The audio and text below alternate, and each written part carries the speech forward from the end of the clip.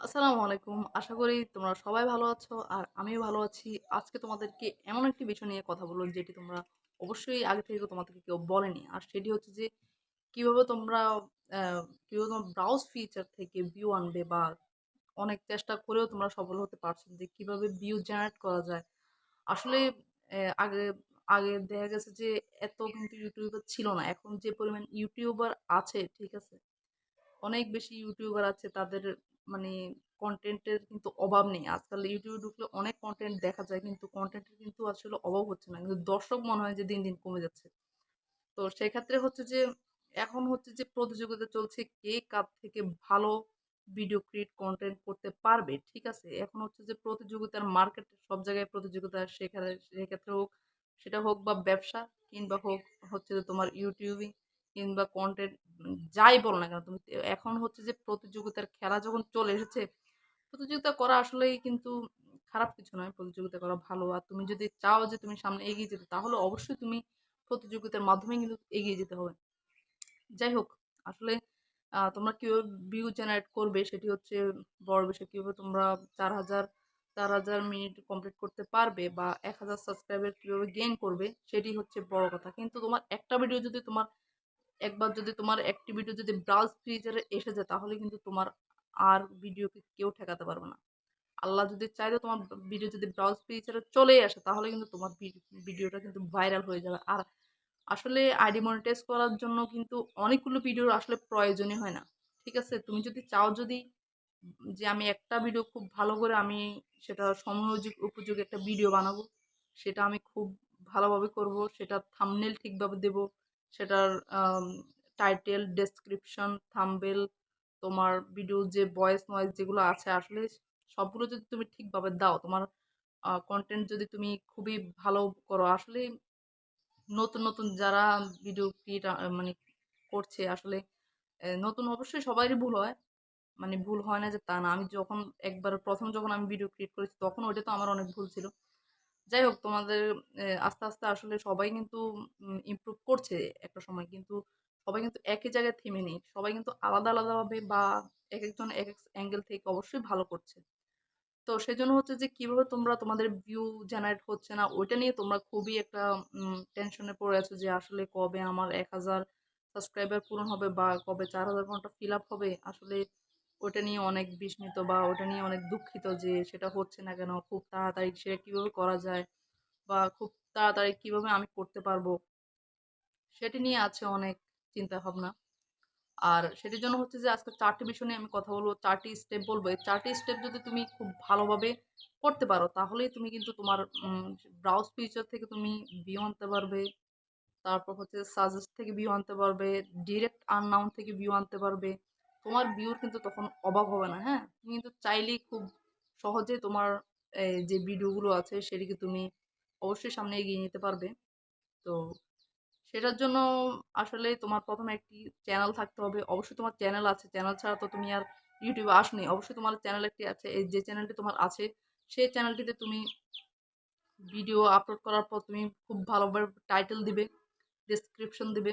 খুব ভালোভাবে তুমি একটা থাম্বনেইল দিবে। এমন জাঁকানাকা থাম্বনেইল তুমি দিবে যেটা দেখে আসলে সবার মন চায় যে না ভিডিওটা একটু দেখি। আসলে ভিডিওটাতে কি আছে? ঠিক আছে?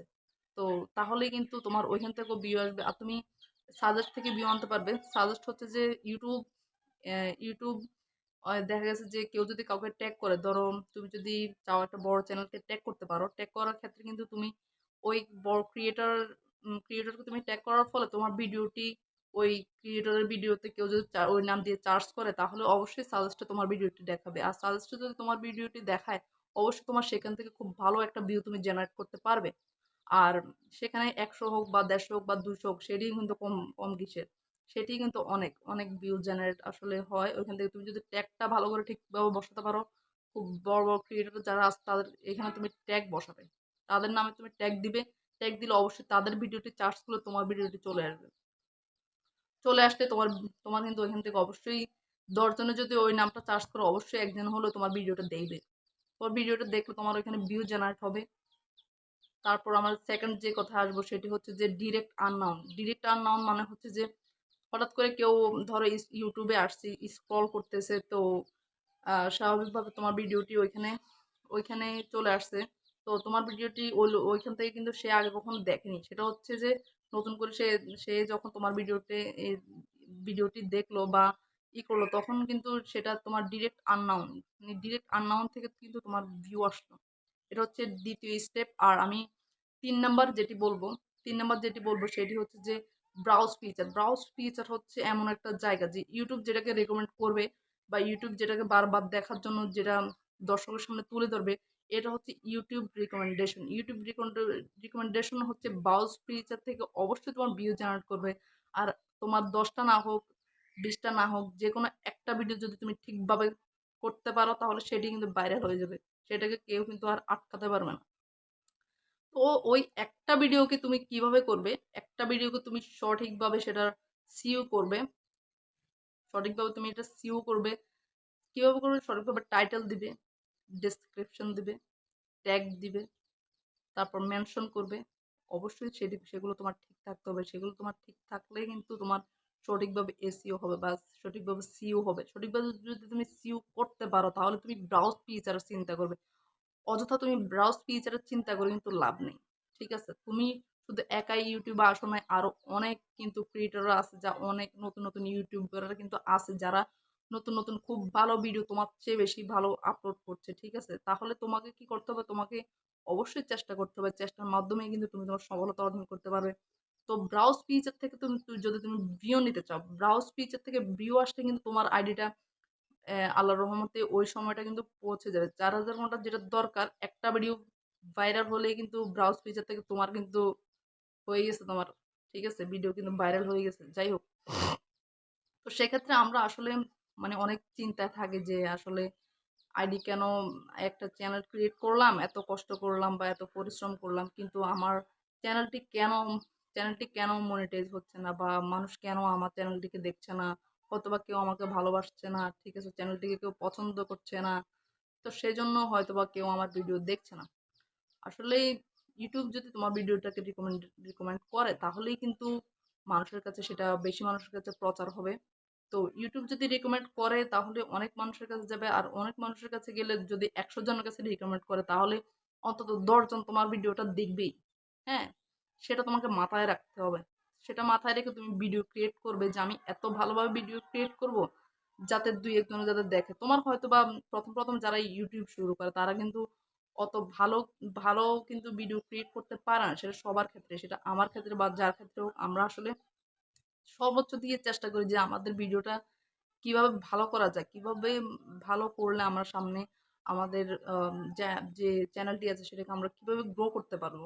যদি সঠিকভাবে আমরা ভিডিওটিকে গ্রো করতে পারি তাহলেই কিন্তু আসলে সেটা সম্ভব। সঠিকভাবে গ্রো করলেই ভিডিওর থাম্বনেইল যদি ঠিক থাকে বা আমরা যদি ভিডিওটিকে খুব ভালোভাবে মানে একটা সুন্দরভাবে যদি আর্ট করতে পারি তাহলে সেটি অবশ্যই ভাইরাল হওয়ার সম্ভাবনা থাকে।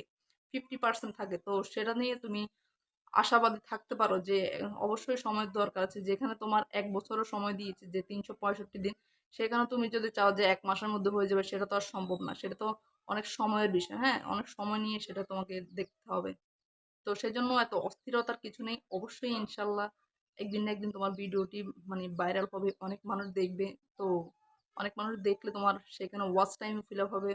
তোমার ওয়াচ টাইম ফিল হবে, তোমার সাবস্ক্রাইবার। তোমার ওয়াচ টাইমের দিকে তুমি খেয়াল দাও। তোমার সাবস্ক্রাইবার দিকে তোমার খেয়াল দেওয়ার কোনো দরকার নেই। তোমার যদি ৪,০০০ ঘন্টা ওয়াচ টাইম যদি ফিল আপ হয়ে যায় তাহলে তোমার ১,০০০ সাবস্ক্রাইবার কোনো দরকার নেই।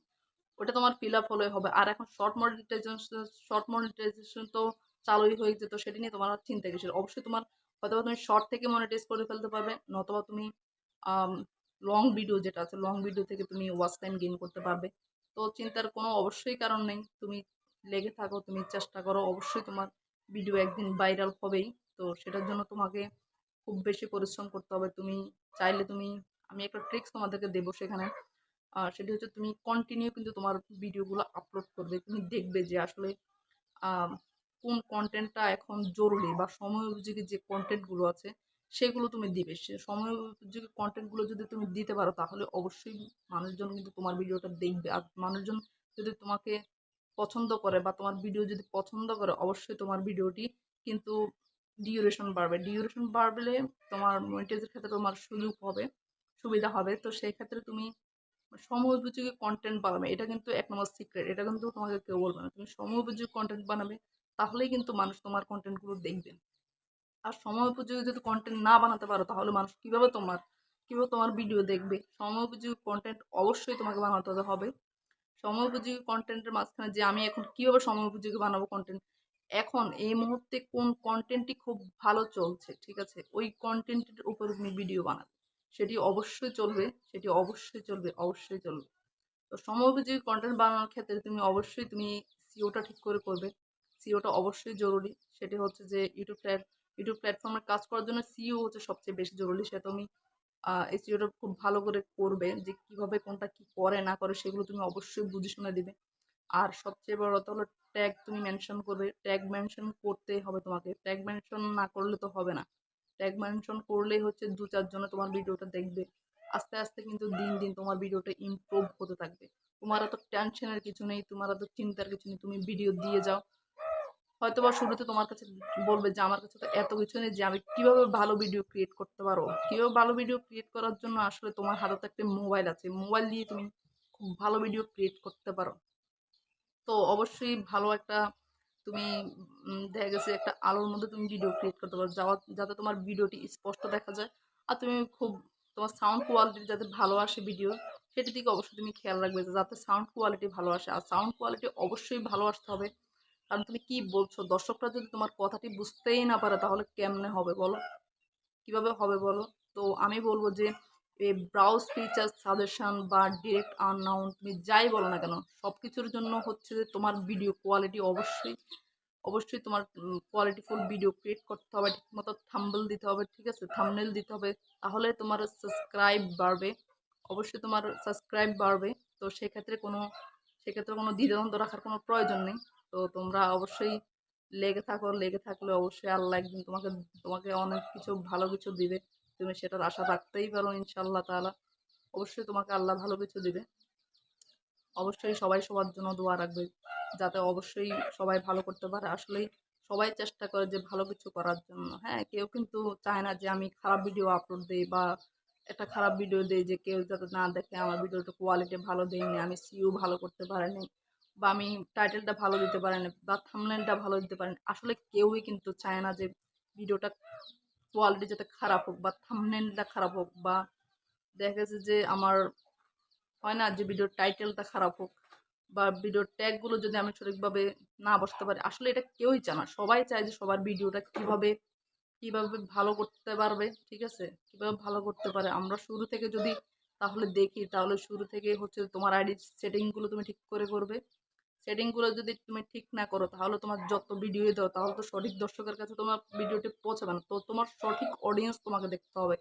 সঠিক অডিয়েন্স যদি তুমি পাও, তাহলেই কিন্তু তোমার ভিডিওটি দর্শক দেখবে। আর দর্শক যদি তোমার ভিডিওটি দেখে, অবশ্যই তুমি সেখান থেকে ওয়াচ টাইম জেনারেট করতে পারবে। ওয়াচ টাইম জেনারেট করলেই কিন্তু তোমার তোমার যেটি যেটি তোমার চাহিদা, যেটি যে তোমার ১,০০০ সাবস্ক্রাইবার ৪,০০০ ঘন্টা কিন্তু পূরণ হয়েই যাবে। তো সেটির জন্য ভালো থাকবা। Piece out. আসসালামু আলাইকুম।